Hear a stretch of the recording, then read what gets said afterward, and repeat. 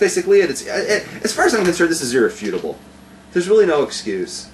You know, anybody in the from world today who even has a havamina that you can make a woman rabbi, it really needs to study this, because there's no answer to this. People should listen closely right now, because it's very rare that Rab says that something's irrefutable or he takes a strong position. No, I hardly ever do. Rabbi Rab is very like, well, on the one hand I see this, and on the other hand I see this, and I don't want to say anything that could upset people. So, you know, here in this position, the Rabbi Rab says that thinks it's pretty clear that this is actually a very monumental moment in the history of Torah talk. You should treasure it for a rare time when Rabbi Rabs has spoken out on something controversial. 7:43, 68 degrees in Pico Robertson. Traffic still heavy on Pico Boulevard as we approach Robertson Boulevard. And coming up in the show later tonight, we have the 10 Commandments for Chabad Jews. We also have two, not just one, but two Torah portions Two scoops to discuss. Double dip. We've got my love life, and how is that going, by the way? What's happening with your love life? Nothing. What happened on last week? For those who didn't pay in last week, we examined that Levi just opened up a brand new account on Frumster. A Frumster account. Looking for a wife. What's your name on? Luke Ford. That's boring. Why don't you come up with something like, you know, Mr. Love or something like that? Okay. Or porn guy for Moses. There you go. That's good. I like that. So, what's happening over there? Have you stopped? Have you tried my? Last week I said to him, like I said, stop with the.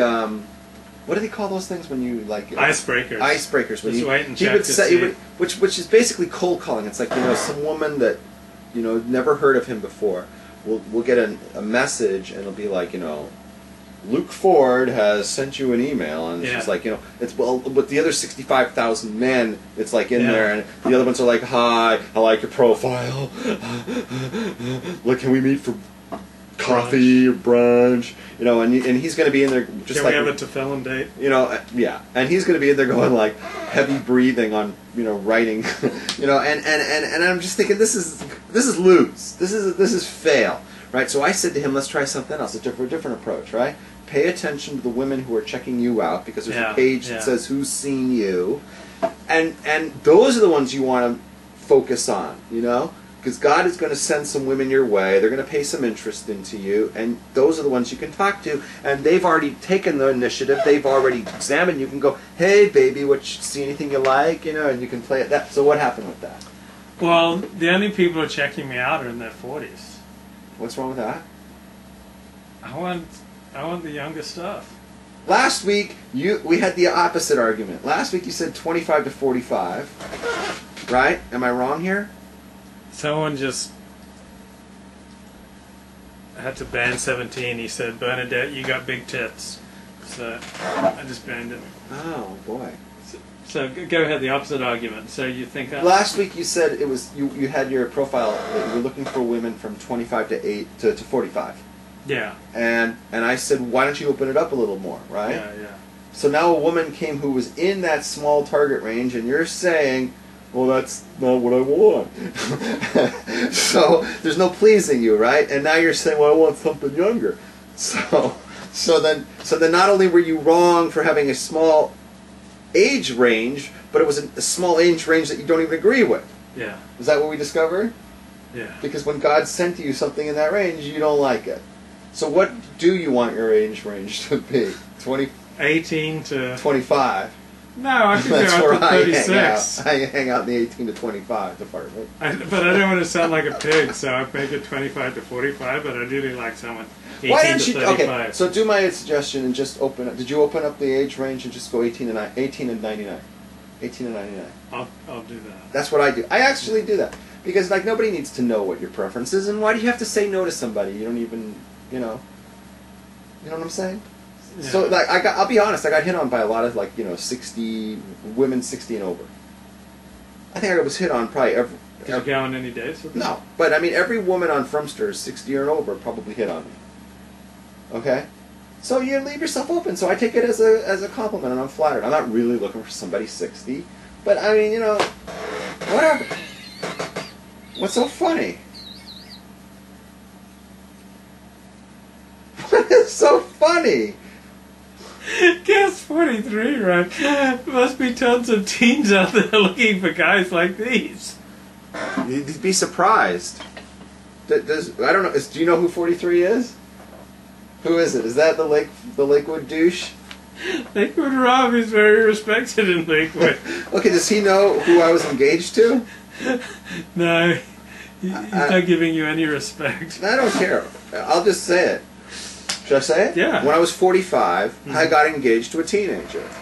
Yeah. So, I mean, there you go. All right. So,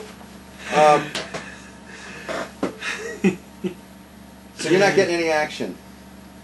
Well, no, and also these women are way out of town. They're on the East Coast. I hate that. But here's the problem. If you limit it to only L.A., you're not going to get anybody because there's no women in L.A. That's a well-known fact. Yeah.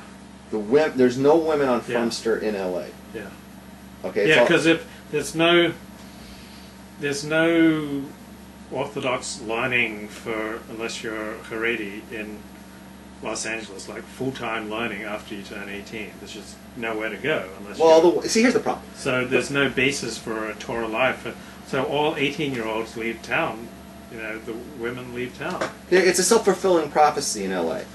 because all the girls, when they're growing up, are told, "Well, you're never going to meet a guy in L.A. You have to go to New York. You have to go to New York. You have to go to Eretz Yisrael." Yeah. So at 18, they all go to New York or Eretz Yisrael to meet this guy. Well, now there's no girls here, so yeah, the guys aren't going to be spending time in L.A. because there's no women here. So now it's a self-fulfilling prophecy. You've just said, that there's no guys here. Well, you just forced the guys to leave. What I need to do is to make money and go Persian. I really like Persian women. Okay, let me tell you something. I've dated 3 Persian women. Oh. Okay, and I almost married 2. I was engaged to 1. Okay, or a half. I was engaged to a half because she was half Russian, half Persian. Okay, here's the thing on that. Yeah, I'm not doing a 4th. I'm not doing a 4th. No, I can't. After no. Well, I love. What's wrong with Persian women? It's not the women; it's their parents. And what's going on with the parents? What was the reason my engagement ended? The mother didn't approve. And her mother was the Persian. Yeah. Done. Okay, that's all you need to say. Yeah. Okay, she slammed the door on me ever dating another Persian. The one before that, okay, we almost got engaged. Yeah. This was a while ago, years ago, and it was her parents that were the problem. Mostly her dad. Okay, and I'm not doing this again. I'm not doing this. The girls are great, and the parents, forget it.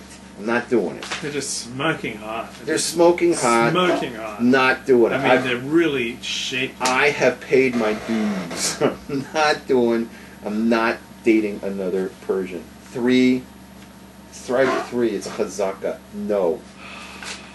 No.